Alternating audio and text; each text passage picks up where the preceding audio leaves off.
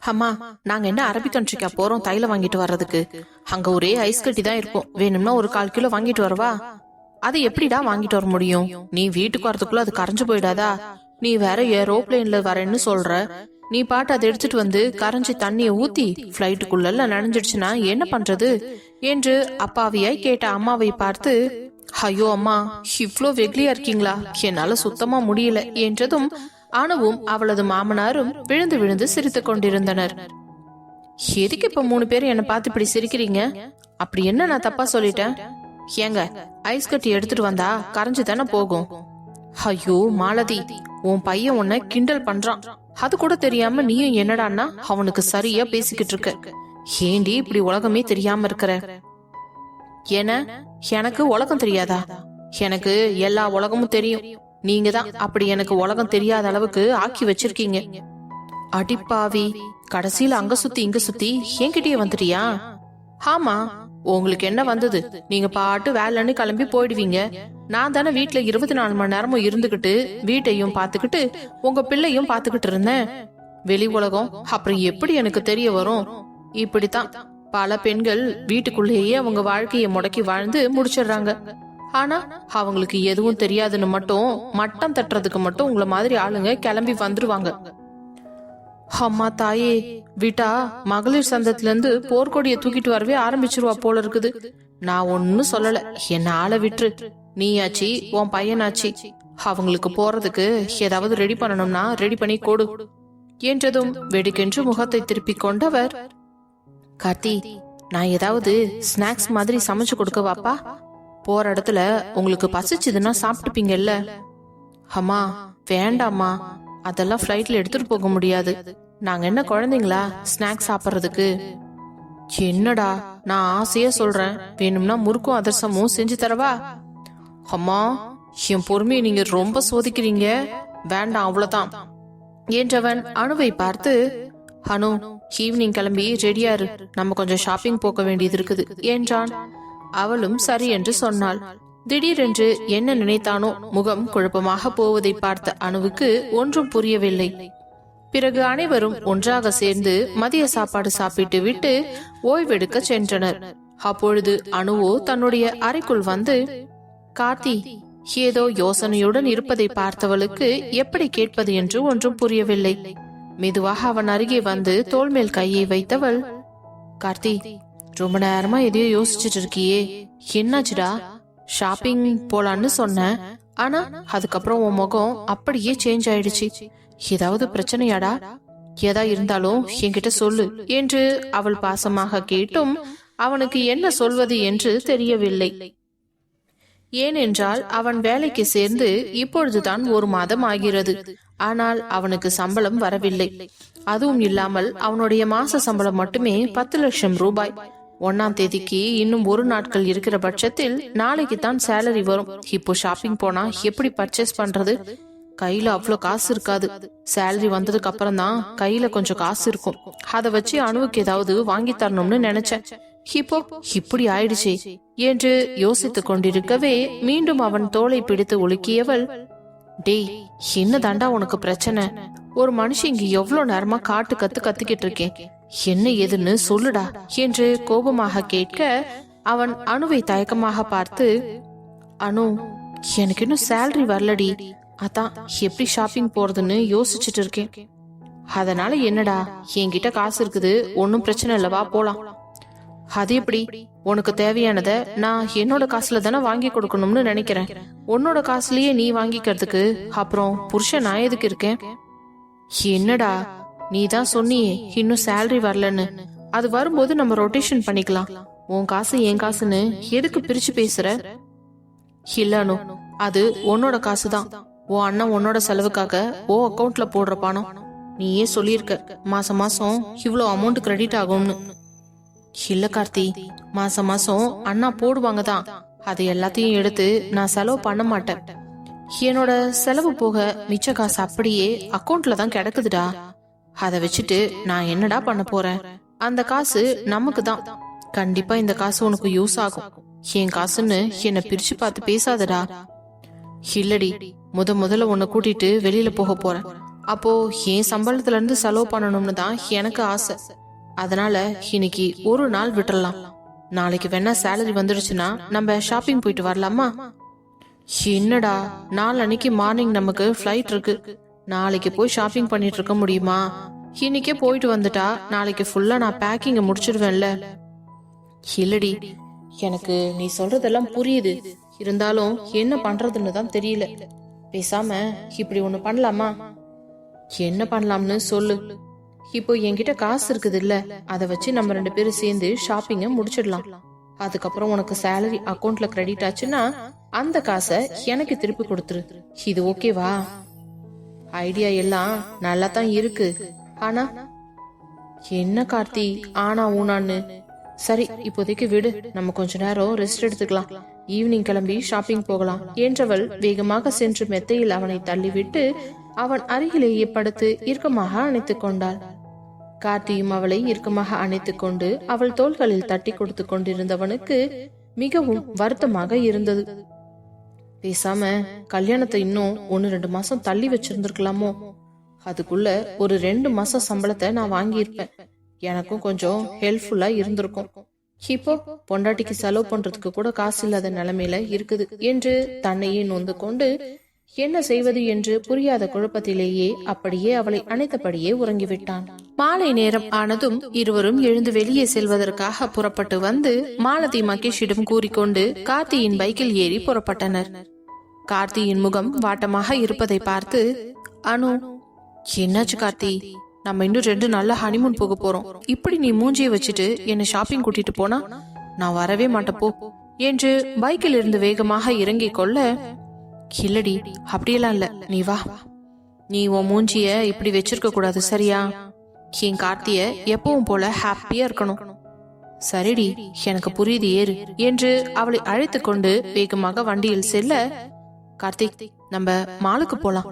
அங்கதான் நமக்கு தேவையான திங்ஸ் எல்லாமே ஷாப்பிங் பண்ண முடியும். சரி அனு என்று கூறியவன், நீ எந்த மாதிரி ட்ரெஸ் போட்டுக்கு போற? அங்க போய் நான் பேண்ட், டிஷர்ட், ஃபேண்ட் ஷர்ட் அந்த மாதிரி தாண்டா போடலாம்னு இருக்கேன். ஆமா, எனக்கும் அதான் கரெக்ட்னு தோணுது. அங்கேயும் போய் சாரி கட்டிட்டு இருக்க முடியாதுல்ல உன்னால? ஆமா, ஆனா சாரி கட்டிட்டு இருந்தினா உன்னை பார்க்கவே சும்மா கிக்கா இருக்கும்டி. ஃப்ராடு, வீட்ல இருந்து கிளம்பும் போது மூஞ்சி சோகமா வச்சிருந்த, இப்போ என்ன புத்தி வேற மாதிரி போகுது. ஆமா, என் பொண்டாட்டிய நான் ரசிக்க எனக்கு எல்லா உரிமையும் இருக்கு என்று கூறிவிட்டு இருவரும் வண்டியில் மிகவும் நெருக்கமாக அமர்ந்து கொண்டு செல்ல நேராக ஷாப்பிங் மாலில் சென்று வண்டியை நிறுத்தியவன், அனு, இங்கே வெயிட் பண்ணு, நான் பைக்கை பார்க் பண்ணிட்டு வந்துடுறேன்.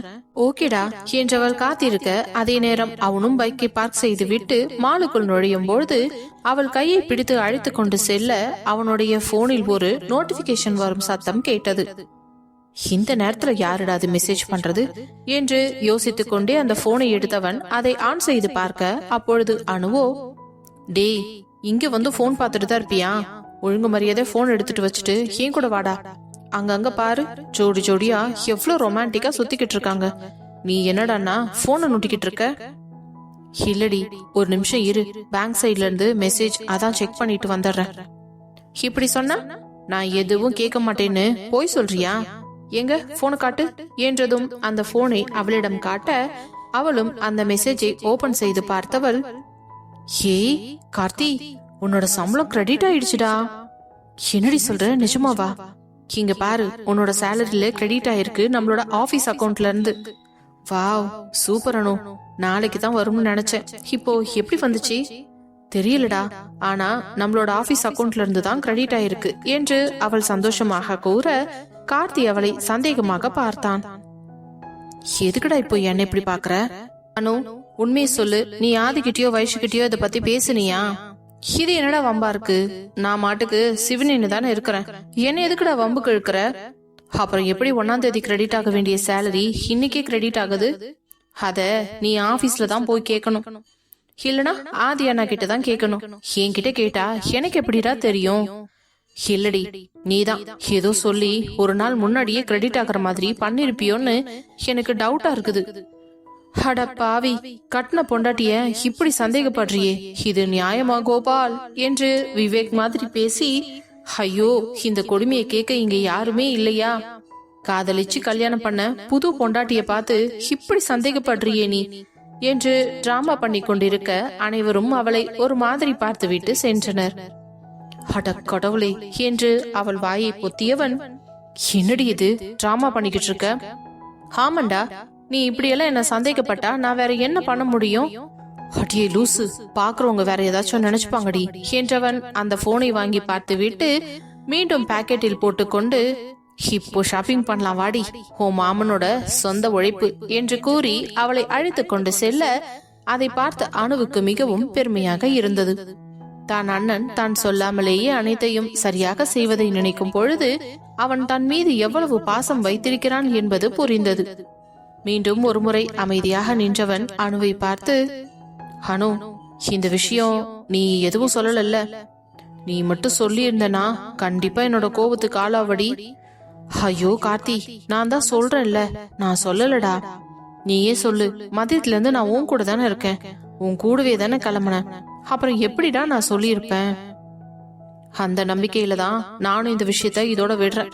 சரி வா, சம்பளம் கிடைச்சிருச்சு, இதுக்கு மேல என்ன, நமக்கு தேவையானதெல்லாம் வாங்கிக்கலாம் என்று அவளை அழைத்து கொண்டு சென்று தேவையான பொருட்களை எல்லாம் ஷாப்பிங் செய்தான்.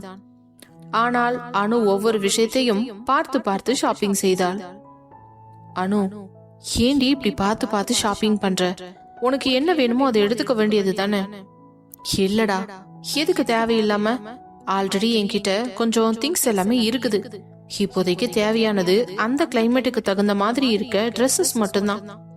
அத மட்டும்தான் கொஞ்சம் சூட்டபிளா பார்த்து வாங்கிட்டோம்னா வேற எதுவுமே எனக்கு தேவையில்லை என்று கூறிய மனைவியை பெருமை பொங்க பார்த்தவன் தனது காசில் அவள் பார்த்து பார்த்து சிக்கனமாக செலவு செய்வதை நினைத்து சந்தோஷம் அடைந்து கொண்டு, பரவாயில்ல அனு, நீ பணக்கார வீட்டு பொண்ணா இருந்தாலும் புருஷனோட மனசு அறிஞ்சு நடந்துக்கிற.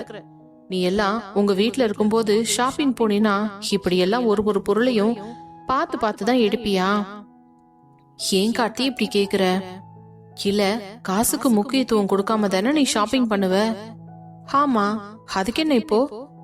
ஆனா இப்ப மட்டும் ஒரு ஒரு பொருளையும் பார்த்து பார்த்து எடுக்கிறியே, அதை என்னால வாங்கி தர முடியாது, வக்கலன்னு நினைச்சு சரியாடி என்று அவன் வருத்தமாக கேட்க உடனே அவனை பதறியபடி பார்த்தவள், என்ன கார்த்தி நீ இப்படி பேசுற? என் புருஷன் எவ்வளவு கஷ்டப்பட்டு சம்பாதிச்ச காசு, அத இப்படி தண்டமா செலவு பண்ண முடியுமா? அதுக்காக நான் செலவு பண்ணாமலாம் இருக்க மாட்டேன். எனக்கு தேவையான பொருளை நான் வாங்கிட்டு தான் இருக்கேன். எனக்கு கொஞ்சம் பார்த்து பொறுமையா வாங்குறேன், அவ்வளவுதான் வித்தியாசம். நீ பாட்டுக்கு வாயில வந்ததெல்லாம் ஏதாவது சொல்லி என்ன மூட் அவுட் பண்ணாத. நான் இப்போ இருந்து பொறுப்பா இருந்தா தான் நாளைக்கு நமக்கு குழந்தை பிறந்தாலும் அதுங்களையும் பொறுப்பா வளர்க்க முடியும் என்று அவள் யதார்த்தமாக கூறிவிட அது கார்த்திக்கு முகத்தில் ஒரு அதிர்ச்சியை உண்டாக்கியது. அனு, நீ குழந்தை அது இதுன்னு பேசும்போது எனக்கும் ஆசையா இருக்குதுடி. வயசு குழந்தைங்களை பார்க்கும்போது எனக்குமே அந்த ஃபீல் வந்திருக்கு. அப்புறம் பிரியங்காக்கா, இப்போ கவி பிரெக்னண்டா இருக்கா, அவளுக்கும் இன்னும் கொஞ்சம் நல்ல குழந்தை பிறந்துரும். அதுக்கப்புறம் என்ன, நமக்கு தான் இல்ல? ஆமாண்டா, அதுக்குள்ள நம்ம சீக்கிரம் ஹனிமூனை முடிச்சுட்டு வந்துடலாம். அடிப்பாவி, சரியான பிளானிங் தாண்டி உனக்கு.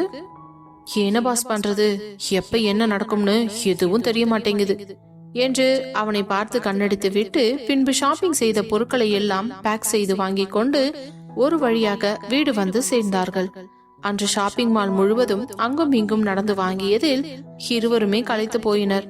அதனால் சீக்கிரமாகவே சாப்பிட்டு விட்டு உறங்கியவர்கள் அடுத்த நாள் பேக் செய்து கொள்ளலாம் என்று நினைத்தனர். அதே போல அடுத்த நாள் காலை பொழுது விடிந்ததும் குளித்து முடித்துவிட்டு டிஃபன் சாப்பிட்டு முடித்தவர்கள் தங்கள் அறைக்கு சென்று தங்களுக்கு தேவையான பொருட்கள் அனைத்தையும் தாங்கள் வாங்கி வந்த பொருட்கள் அனைத்தையும் எடுத்து சூட்கேஸில் பேக் செய்தனர்.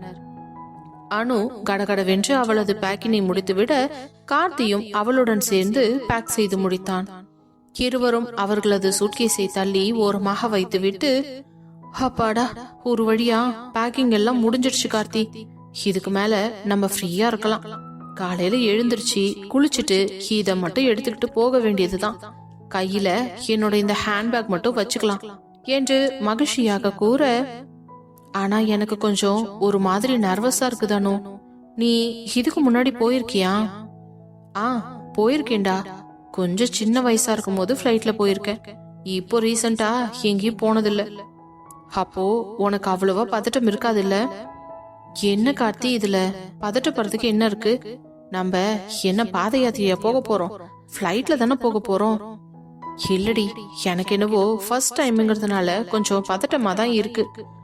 அதெல்லாம் ஒன்னும் பிரச்சனை இல்ல. சப்போஸ் உனக்கு ரொம்ப பதட்டமா இருந்துச்சுன்னா என்னை இறுக்கமா கட்டி பிடிச்சுக்கோ. அடிப்பாவி, அக்கம் பக்கத்துல எல்லாம் ஆள் இருக்க மாட்டாங்களா? இருப்பாங்கதான், அதுக்கு என்ன? நீ உன் பொண்டாட்டிய தானே கட்டி பிடிக்கிற, அடுத்த வழிய போய் கட்டுப்பிடிக்க போற. அது என்னவோ கரெக்ட் தான். நீ என் பக்கத்துல இருக்கும்போது எனக்கு எந்த பயமும் டென்ஷனும் இருக்காது என்று கூறியவர்கள் அன்றைய நாளை எப்படியோ ஓட்டி விட்டார்கள். அடுத்த நாள் காலை நேரமாகவே ஆதி அவர்களுக்கு கார் அனுப்பி வைத்திருந்தான். வாசலில் வந்து நின்ற கார் டிரைவர் அவர்களிடம் அவர்களை ஏர்போர்ட்டிற்கு அழைத்து செல்ல வந்திருப்பதாக கூற கார்த்திக்கும் அணுவிற்கும் சந்தோஷம் தாங்க முடியவில்லை. பரவாயில்ல கார்த்தி, ஆதி அண்ணா வண்டி அனுப்பிட்டாங்க, இல்லனா நான் கேப் புக் பண்ணலாம்னு நினைச்சேன் என்றவன், அம்மா அப்பா கார் தான் வந்திருக்குதுல்ல, நீங்களும் ஏர்போர்ட்டுக்கு வந்து எங்களை சென்ட் ஆஃப் பண்ணலாம்ல என்றதும் மாலதிக்கு உற்சாகம் தோன்றிக் கொண்டது. அப்படியா கார்த்தி, நாங்களும் வரலாமா? என்னங்க, நம்ம போய் இவங்க 2 பேரையும் அனுப்பி வச்சுட்டு வந்துடலாமுங்க. சரிடி, நீ போய் ரெடி ஆயிட்டு வா என்று கூறவும் கடகடவென்று இருவரும் தயாராகி பின்பு வீட்டை பூட்டிக் கொண்டு நால்வரும் காரில் ஏறி புறப்பட்டு சென்றனர். அங்கு ஏர்போர்ட் சென்று தங்களது லக்கேஜை எடுத்துக்கொண்டு டிராலியில் வைத்து தள்ளி உள்ளே வரவும் அணுவின் குடும்பம் மொத்தமும் அவர்களுக்காக அங்கு காத்திருந்தது. அதை பார்த்தவளுக்கு ஆனந்த அதிர்ச்சியில் கண்கள் எல்லாம் கலங்க குடுகுடுவென்று ஓடியவள் ஆதியை வேகமாக அணைத்துக் கொண்டு, அண்ணா கிளம்புறதுக்கு முன்னாடி உங்க எல்லாரையும் பாப்பேன்னு நான் நினைச்சு கூட பாக்கல. எனக்கு எவ்வளவு ஹாப்பியா இருக்கு தெரியுமா? நீ ஃபர்ஸ்ட் டைம் உன் ஹஸ்பண்ட் கூட வெளியில போற, அப்படி இருக்கும் பொழுது உன்னை தனியா விட்டுருவோமா என்று அவள் கண்களை துடைத்து விட்டவன் பிறகு, அங்க பார் அம்மாவ கண்ணு கலங்கிட்டு நிக்கிறத, போய் பேசு என்றதும் மீண்டும் அவள் பெரியம்மாவிடம் வந்து ஒட்டி கொண்டவள், பெரியம்மா தேங்க்யூ சோ மச், நீங்க எல்லாம் வருவீங்கன்னு நான் எதிர்பார்க்கவே இல்லை. நாங்க வராம எப்படி?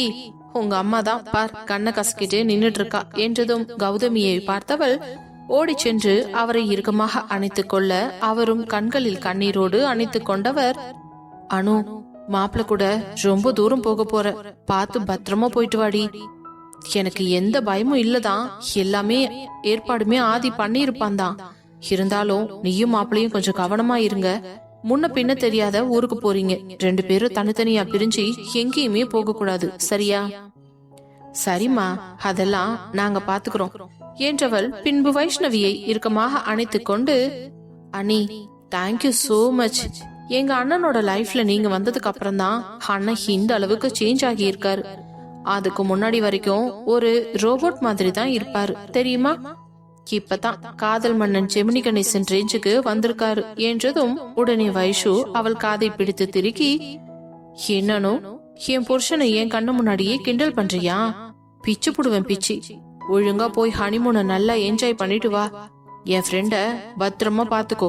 அங்க கூட்டிட்டு போய் அவனை தொலைச்சிடாத, பாவம் அவனுக்கு அங்க யாரையுமே தெரியாது என்றதும் உடனே அனைவரும் சிரிக்க பின்பு விஸ்வநாதன் ராமமூர்த்தியிடமும் கூறிக்கொண்டவள் அனைவரும் சேர்ந்து சந்தோஷமாக ஒரு புகைப்படமும் எடுத்துக்கொண்டார்கள். பின்பு தன் மாமனார் மாமியார் காலில் விழுந்து கார்த்திக்கும் அனுவும் ஆசீர்வாதம் வாங்கி கொண்டு பெரியவர்கள் அனைவர் காலிலும் விழுந்து ஆசீர்வாதம் பெற்றவர்கள் சந்தோஷமாக புறப்பட்டு செல்ல செக்கிங் ப்ராசஸிங் அது இது என்று அனைத்தும் முடிந்து கிளம்ப குடும்பம் மொத்தமும் அவர்கள் சென்று மறையும் வரை கையை காட்டி பாய் சொல்லிக் கொண்டிருக்க அணுவுக்கு கண்கள் எல்லாம் கலங்கியது. கார்த்திதான் அவள் தோளில் கையை போட்டுக்கொண்டு, அனு ஃபீல் பண்ணாதடி, நம்ம போயிட்டு கொஞ்ச நாள்ல திரும்ப வந்துட்டு போறோம், அவ்வளவுதானே? இல்லடா, ஆனா எல்லாரையும் ஃபர்ஸ்ட் டைம் இவ்ளோ தூரம் பிரிஞ்சு போறேன்னா அதுதான் கொஞ்சம் ஒரு மாதிரியா இருக்குது என்றதும், எனக்கும் அப்படிதான் இருக்குது, சரி விடு என்று கூறியவன் அனைத்து செக்கிங் முடித்துவிட்டு பிளைட்டிலும் ஏறி அமர்ந்து விட்டார்கள். ஒரு வழியாக பிளைட் புறப்பட ஆரம்பிக்கும் பொழுது கார்த்தியை விட அனுதான் மிகவும் பயந்து நடுங்கி கொண்டிருந்தாள். அவள் தோள்களில் தன் கையை போட்டு இறுக்கமாக பற்றி கொண்டவன், அனு இதெல்லாம் ரொம்ப ஓவர்டி, நான் தான் பயந்து நடுங்குவேன்னு பார்த்தா நீ எனக்கு மேல இருக்கிற, உன்னை சமாதானப்படுத்தவே நான் வேணும் போல இருக்கே. என்ன கார்த்தி, நான் தான் சொன்னேன்ல சின்ன பிள்ளையில போனது, அதனாலதான் கொஞ்சம் நர்வஸா இருக்குது. சரி விடு, நான் தான் இருக்கேன்ல, உன்னோட இந்த பயத்தை போக்கணும்னா நான் உனக்கு ஒரு கிஸ் பண்ணட்டுமா? ஐயோ வேண்டாம் கார்த்தி, எல்லாரும் இருக்காங்க என்று கூறியவள் பின்பு பிளைட் டேக் ஆஃப் ஆனதற்கு பிறகுதான் நிம்மதியாக மூச்சு வந்துவிட நேராக நிமிர்ந்து அமர்ந்தவள், கார்த்தி இப்ப தாண்டா எனக்கு உயிரே வந்திருக்கு. சரிடி, டிராவலிங் டைம் எவ்வளவு நேரம் இருக்கும்? எப்படியும் 11 to 14 ஹவர்ஸ்க்குள்ள இருக்கும். அது மட்டும் இல்ல, நம்ம ஸ்ட்ரெயிட்டா ஒரே பிளைட்ல போலடா, கனெக்டிங் பிளைட்ல தான் போறோம். என்ன இது வேறையா? ஆமா, நம்ம இங்க இருந்து கிளம்பி இன்னொரு பிளைட்டுக்கு மாறிதான் சுவிட்சர்லாந்துக்கு போக முடியும். அப்படியா? சரிடி, ஓகே. ஆனா அவ்வளவு நேரம் எப்படி உட்கார்ந்துட்டே போறது? வேற வழி இல்லடா, உட்கார்ந்துதான் ஆகணும். ஆனா நீ என் பக்கத்துல இருக்கிறதுனால எனக்கு பிரச்சனை இல்லடி. எனக்கு எப்பெல்லாம் எனர்ஜி டவுன் ஆகுதோ அப்பெல்லாம் உன்னை வச்சு எனர்ஜி பூஸ்ட் பண்ணிக்குவேன். அட பாவி, எப்படி எல்லாம் பேசுறான் பாரு, ஃப்ராடு என்று முனங்க. என்னடி இப்படி எல்லாம் பேசி பழகிறதுக்காக தானே நம்மள அனுப்பி வச்சிருக்காங்க. இங்க சாமியார் மாதிரியா பேசிக்கிட்டு இருக்க முடியும்? கார்த்தி, வர வர உன் பேச்சுல ஒரு திமிர்த்தனம் தெரியுது. நீ ஒரு ஃப்ளோல போற மாதிரியே இருக்கட்டும். ஆமா, நானும் இவ்வளவு நாளைக்கு தான் நல்ல பையனாவே நடிக்கிறது. அட பாவி, அப்போ இத்தனை நாள் நீ பண்ணதெல்லாம் நடிப்பா கோபால் என்று அவளுடைய பெர்ஃபார்மன்ஸை பார்த்தவனுக்கு சிரிப்பு வந்து விட்டது. அடி பாவி, கொஞ்ச நேரத்துல என்ன இப்படி கலாய்ச்சி விட்டுட்டியடி. இதுக்கெல்லாம் சேர்த்து வச்சு உன்னை நான் செய்யாம விட மாட்டேன். வாடி போங்க பாஸ், அதெல்லாம் அப்புறம் பாத்துக்கலாம். இப்ப கொஞ்ச நேரம் ரிலாக்ஸ் பண்ணிக்கலாமா? என்னடி பண்ண சொல்ற? தூங்கறதுக்கு தான், வேற என்ன பண்றது? அது சரி, பின் இங்க உட்காந்து எவ்வளவு நேரம் தான் சும்மா பாத்துக்கிட்டே இருக்கிறது? நாம தூங்கவாது செய்யலாம் என்று இருவரும் ஒருவர் மேல் ஒருவர் தலையை சாய்த்து கொண்டு நிம்மதியாக உறங்க தொடங்கினர். ஒரு வழியாக அடுத்த பிளைட் மாறி 14 மணி நேரம் டிராவலில் சுவிட்சர்லாந்தை வந்து சேர்ந்தனர். பிளைட்டில் இருந்து வெளியே வந்தவளின் முகத்தில் பனி மெல்ல மெல்ல விழுந்தது. வானம் முழுக்க வெண்மையாக மாறி இருந்தது. சூரிச் ஏர்போர்ட்டில் இறங்கிய அணுவின் முகத்தில் அந்த பனி விழுந்து ஒட்டும் பொழுது குளிரில் அவள் சிறிது நடுங்கவும், கார்த்திக் உடனே அவளது தோளில் கையை போட்டு இறுக்கமாக அணைத்துக் கொண்டபடி நடந்தவன் மெதுவாக அவள் காதருகே குனிந்து, ஹனு, இப்பதான் நம்ம சுவிட்சர்லாந்து ட்ரிப்பே ஆரம்பம். சின்ன குளிர கூட நல்லா அனுபவிக்கணும்டி என்று காதலோடு அவளிடம் கூற, அனு அவனை பார்த்து லேசாக சிரித்துவிட்டு, நீ என் பக்கத்துல இருந்தா இந்த குளிர் கூட சூடா இருக்குது கார்த்திக் என்று வெட்கத்தோடு கூற, அவனும் அவள் கையை இறுக்கமாக பிடித்து வெளியே அழைத்து வந்தான். அந்த நகரம் சுத்தமாகவும் அமைதியாகவும் காதல் கலந்த காற்று வீசும் மாதிரியும் இருந்தது. வெளியில் வந்தவர்கள் ஆதி ஏற்பாடு செய்திருந்த ஆளுடன் அவர்களுக்காக புக் செய்யப்பட்டிருந்த ரெசார்ட்டிற்கு வந்து சேர்ந்தனர். பின்பு இருவரும் தங்கள் அறைக்கு சென்று அந்த அறையை முழுவதுமாக சுற்றி பார்த்தனர். ஜன்னலின் வெளியில் பார்க்க அந்த லேக் காட்சி, நீல நீர், பனி ஓரும் மஞ்சள் விளக்குகள், அந்த காட்சியை பார்த்து, இது கனவு மாதிரி இருக்குதுடா என்று மெல்ல சொல்லினாள் அனு. அவள் தலைமுடியில் விழுந்த பனித்துளியை அவன் விரலால் துடைத்து அவளது தாடையை பற்றி அவள் கண்களை பார்த்தவன், நம்ம லைஃப்ல இப்பதான் ஃபர்ஸ்ட் டைம் எந்த டென்ஷனும் இல்லாம நாம இருவர் மட்டுமே இருக்கிறோம். இந்த நேரம் அப்படியே நின்னுட்டா போதும்னு தோணுதுடி என்றவன் அணுவை பார்த்து, சரி நான் போய் ஃப்ரெஷ் ஆயிட்டு வந்துடுறேன் என்று கூறிவிட்டு டவலை எடுத்துக்கொண்டு பாத்ரூமிற்குள் புகுந்து கொண்டான். ஆனால் அணுவோ, கார்த்தி இது போன்று தன்னிடம் ஒரு தடவை கூட பேசியது இல்லாததனால் அவன் சென்ற பிறகும் அந்த பேச்சில் இருந்த மயக்கத்திலேயே கால்கள் மறுத்து போவது போல நீண்ட நேரமாக அப்படியே நின்றிருந்தாள். அவன் குளித்துவிட்டு வந்ததும் அவளும் சென்று குளித்துவிட்டு அவள் வாங்கி வந்திருந்த வெஸ்டர்ன் டைப்பிலான ஒரு நீண்ட கவனை எடுத்து போட்டுக்கொண்டு சிம்பிளான அளவில் மேக்கப்பும் செய்து கொண்டாள். அதே நேரம் கார்த்தி அவன் அன்னைக்கு அழைத்து தாங்கள் வந்து சேர்ந்து விட்ட விஷயத்தை போனில் தெரியப்படுத்திவிட்டு மீண்டும் பால்கனியில் இருந்த அறைக்குள் நுழைய அங்கு நின்ற அணுவை பார்த்து ஒரு கணம் உறைந்து விட்டான். அவளை இந்த உடையில் பார்த்தவனுக்கு ஒரு நிமிடம் இது தன் மனைவிதானா என்ற சந்தேகம் வரும் அளவிற்கு ஆச்சரியமாக இருந்தது. ஏனென்றால் இவள் அது போன்ற ஆடையெல்லாம் அங்கு ஊரில் இருந்தவரை ஒரு தடவை கூட அணிந்து அவன் பார்த்ததே கிடையாது. முதல் முறை தன் மனைவியை பார்க்கவும் அவனுடைய உணர்வுகள் எல்லாம் பட்டென்று எழுந்தது. பின்பு அவளை அழைத்து கொண்டு ஹோட்டல் டெரஸ் மெழுகுவத்தி டின்னர் ஏற்பாடு செய்திருந்த இடத்திற்கு சென்றான். லேக் பக்கத்தில் மெழுகுவர்த்தி ஒளி, மெல்லிய காற்று. அந்த காற்று தந்த குறுகுறுப்பு என்று இருவர் முகத்திலும் ஏதோ ஒரு வேட்கை இருந்து கொண்டேதான் இருந்தது. அவள் கையை பிடித்து அழைத்து அவர்கள் முன்பு போடப்பட்டிருந்த சேரில் அமர வைத்தவன் அவனும் அமர்ந்து அவளை அப்படியே முழுங்கி விடுவது போல பார்த்து கொண்டிருந்தான். ஏனென்றால் அந்த இரவு நேரத்தில் அந்த இருட்டில் மெழுகுவத்தி வெளிச்சத்தில் அவளை பார்ப்பதற்கு அவ்வளவு ரொமான்டிக்காக இருந்தது. அனு, நிஜமா சொல்றேன்டி, என் வாழ்க்கையில உன்ன மாதிரி ஒரு பொண்டாட்டி கிடைப்பான்னு நான் நினைச்சு கூட பாக்கல. இதெல்லாம் உன் அழக பார்த்து சொல்றேன்னு மட்டும் தப்பா நினைச்சுக்காத, சரியா? நான் உன்னை விரும்புறது உன் மனச பார்த்துதான். ஏன்னா உன்கிட்ட எந்த வித பந்தாவும் வெட்டி பேச்சும் இல்ல. வசதியான வீட்டு பொண்ணுங்கிற கர்வம் துளி கூட இல்ல. ஆரம்பத்துல இருந்து என்கிட்டயும் கவிதா கிட்டையும் நீ நல்ல விதமா தான் பழகிட்டு இருக்க. அது மட்டும் இல்லாம நமக்கு கல்யாணம் ஆகிறதுக்கு முன்னாடி வரைக்கும் என் ஃபேமிலி பேக்ரவுண்ட பத்தி நீ எதுவுமே கேட்டதில்ல. உனக்கு வீடு இருக்கா, சொத்து இருக்கா அப்படின்னு எந்த வார்த்தையுமே கேட்காத ஒரு காதலி எத்தனை பேருக்கு கிடைப்பாங்க சொல்லு என்று கூற, அவன் கைமேல் தன் கையை எடுத்து வைத்தவள், நான் உன்னை மட்டும்தான் கார்த்தியை லவ் பண்றேன், உன் சொத்தை லவ் பண்ணல. அதனாலதான் உனக்கு வீடு இருக்கான்னு கேக்கல. எப்படி இருந்தாலும் நீ ஒரு வீட்டுல தானே இருப்ப, அந்த வீட்டுல உன் கூட நான் சேர்ந்து வாழ்ந்துக்கலாம்னு தான் நினைச்சேன். அவ்வளவுதான். மத்தபடி இந்த பணம் வசதி இதெல்லாம் பார்த்து பார்த்து எனக்கு ரொம்ப சலிச்சு போச்சுடா. உன் கூட சேர்ந்து அந்த மாதிரி ஒரு லைஃப் வாழத்தான் எனக்கு ரொம்ப பிடிச்சிருக்கு என்று கூறியவுடன் வேகமாக எழுந்தவன் அப்படியே குனிந்து அவள் தாடையை பற்றி நெற்றியில் ஒரு முத்தத்தை கொடுக்க அதில் பெண் அவளோ உருகித்தான் போனாள். ஏனென்றால் ஒவ்வொரு பெண்ணுக்கும் தெரியும், தன் கணவனிடம் இருந்து வரும் நெற்றி முத்தம் தன் உயிரையே உருக்கும் அளவிற்கு சக்தி வாய்ந்ததாக இருக்கும் என்று அவளும் கண்களை மூடி அந்த முத்தத்தை ஏற்றுக்கொண்டாள். பிறகு இருவரும் திருப்தியாக சாப்பிட்டு முடித்துவிட்டு மீண்டும் தங்களது அறைக்கு வரவும் அறை முழுவதும் ரோஜா பூக்களால் அலங்கரிக்கப்பட்டிருந்தது. வரும் பொழுதே அந்த அறையை பார்த்தார்கள் தான். அப்பொழுது ஒன்றும் பெரிதாக கண்டு கொள்ளவில்லை. ஆனால் இவ்வளவு நேரம் இருவரும் தனிமையில் அமர்ந்து மனம் விட்டு பேசிவிட்டு அறைக்குள் நுழையும் பொழுது அந்த ரோஜாவின் நறுமணம் அவர்கள் இருவரின் நாசியை தழுவி சென்றது. அது மட்டும் இல்லாமல் அந்த அறையில் இருந்த குளிர் இருவரது உடலையும் ஊசியை போல தொலைத்துக் கொண்டிருந்தது. தற்பொழுது இருக்கும் நிலையில் கார்த்தியின் அணைப்பு அவளுக்கு கண்டிப்பாக வேண்டும் என்பது போல அவளுடைய உரல் கூறிக்கொண்டிருக்க என்ன செய்வது என்று தெரியாமல் மெதுவாக கார்த்தியை நிமிர்ந்து தயக்கமாக பார்க்க, அவளின் தயக்கத்தை புரிந்து கொண்ட கணவனோ வேகமாக ஓடி வந்து அவளை இறுக்கமாக அணைத்துக் கொண்டு அவள் கழுத்து வளைவில் முகம் புதைத்துக் கொண்டான். அந்த சிலுசிலுப்பான குளிரில் அவனின் அணைப்பு அவள் உடலெங்கும் தகதகவென்று சூட்டை கிளப்பிக் கொண்டிருக்க, ஹிம்மி அளவு கூட அவனை பிரிய முடியாது என்ற நிலையில் அவளும் அவனை இறுக்கமாக அணைத்துக் கொள்ள, அனு, என்னடி ரொம்ப குளிரா இருக்கா? ஆமாண்டா என்று அவள் உதடுகள் நடுங்க கூறுவதை பார்த்தவனுக்கு சிரிப்பு தான் வந்தது. என்னடி, இந்த குளிர் கூட உன்னால தாங்க முடியலையா? ஏன் கார்த்தி, உனக்கு மட்டும் குளிரவே இல்லையா? எனக்கும் தான் குளிருது.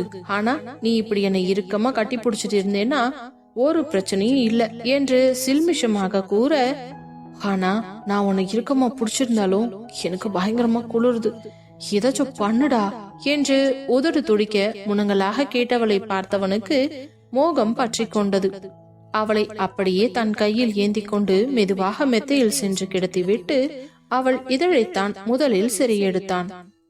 அவனுடைய சூடான மூச்சுக்காற்றை அவளுக்குள் செலுத்தி கொண்டிருக்க அவள் உடலில் இருந்த நடுக்கம் எல்லாம் கொஞ்சம் கொஞ்சமாக அவளை விட்டு விலகிச் செல்வது நன்றாக தெரிந்தது. அதனால் அவளும் அவனுக்கு முழு ஒத்துழைப்பை கொடுத்து கொண்டிருந்தாள். நீண்ட நேரம் தன் முத்தத்தாலேயே அவளுடன் விளையாட்டை தொடர்ந்து கொண்டிருந்தவனுக்கு அவள் இப்பொழுது கொஞ்சம் தேவலாம் என்று தோன்றியதும் அடுத்த கட்டத்திற்கு செல்லலாம் என்று நினைத்தவன் மெதுவாக இருவரது ஆடைகளுக்கும் விடுதலை கொடுத்து அவள் உச்சி முதல் பாதம் வரை அவள் உதட்டை வைத்து அவள் உடல் முழுவதும் எச்சில் படுத்தினான். அவனின் மீசை முடிப்படும் இடமெல்லாம் பெண் அவளுக்கு ஒரு விதமான குறுகுறுப்பையும் கூச்சத்தையும் கொடுக்க அவள் உடல் தானாகவே அங்கும் இங்கும் நெளிந்து கொண்டிருந்தது. அதை பார்த்தவனுக்கு இதற்கு மேல் தாங்காதுடா சாமி என்று முடிவெடுத்து போர்வையை எடுத்து தங்கள் மேல் போர்த்தி கொண்டு வேகமாக அவளது பெண்மைக்குள் புகுந்து கொண்டான். அவனிடம் இப்பொழுது மென்மை இல்லை, வன்மை மட்டுமே குடிக்கொண்டிருக்க ஆரம்பத்தில் பெண் அவள் கொஞ்சம் பதறித்தான் போனாள். ஆனால் போக போக தன் கணவன் தந்த சுகத்தில் அவளுக்கு கண்கள் எல்லாம் சொருக அவன் முதுகில் தன் கைகளை படரவிட்டு அவன் தலைமுடியை இதமாக கோதி கொடுத்து கொண்டிருந்தாள். சிறிது நேரத்திலேயே ஈருடலாய் இருந்தவர்கள் ஓருடலாய் சங்கமித்து அங்கு அழகான தாம்பத்தியம் சிறப்பாக நடந்து கொண்டிருந்தது.